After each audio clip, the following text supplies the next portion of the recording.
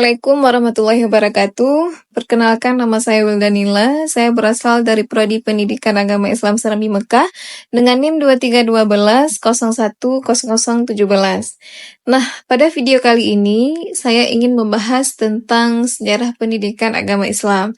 Apa sih yang disebut dengan sejarah pendidikan agama Islam? Sejarah pendidikan agama Islam ini adalah suatu ilmu yang menjelaskan tentang pertumbuhan dan perkembangan pendidikan Islam dari kurun waktu ke waktu sejak zaman lahirnya Islam pada masa Nabi Muhammad SAW hingga masa sekarang atau masa kini. Nah, dalam pembahasan sejarah pendidikan agama Islam, tentu ada yang namanya tokoh-tokoh pendidikan agama Islam. Jadi pada video kali ini, saya ingin menjelaskan sejarah singkat mengenai salah satu tokoh pendidikan agama Islam, yaitu Imam Al-Ghazali.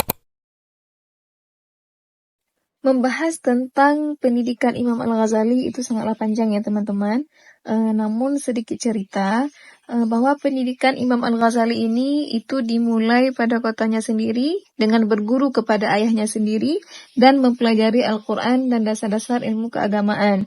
Jadi sebelum ayahnya Imam Al-Ghazali ini wafat, ini beliau menitipkan Imam Al-Ghazali bersama dengan adiknya Ahmad Al-Ghazali pada seorang sufi besar yang bernama Ahmad bin Muhammad Al-Rizkani. Jadi di sana Imam Al-Ghazali bersama dengan adiknya itu mempelajari Al-Quran, hadis, fikih, riwayat hidup para tokoh sufi, dan menghafal syair-syair tentang mahabbah, yaitu cinta kepada Allah Subhanahu wa Ta'ala. Selanjutnya, Imam Al-Ghazali ini masuk ke sebuah sekolah yang menyediakan beasiswa bagi para muridnya. Jadi di tempat ini, Imam Al-Ghazali itu beliau berguru kepada Imam Yusuf Al-Nas yang juga seorang tokoh sufi besar. Kemudian Imam Al-Ghazali meneruskan lagi studinya ke Jurjan untuk memperdalam pengetahuan bahasa Arab dan bahasa Persianya serta ilmu-ilmu keislaman lainnya. Jadi salah satu gurunya Imam Al-Ghazali di tempat studinya di Jurjan ini adalah Imam Abu Nasr Al-Ismail.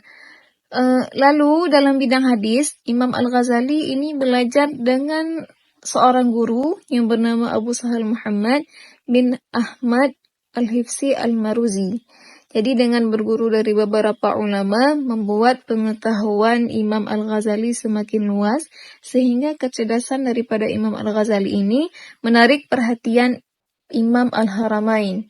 Hingga akhirnya Imam Al-Ghazali dijadikan sebagai salah satu pengajar yang digantikan atau membantunya mengajar.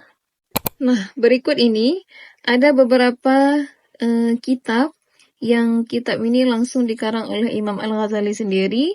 Yang pertama adalah kitab Ihya Ulumuddin. Nah, kitab Ihya Ulumuddin ini adalah salah satu kitab yang mana di sana menjelaskan 3 aspek utama dari ilmu agama, yaitu menjelaskan tentang ilmu syariat, ilmu tariqat, dan ilmu hakikat.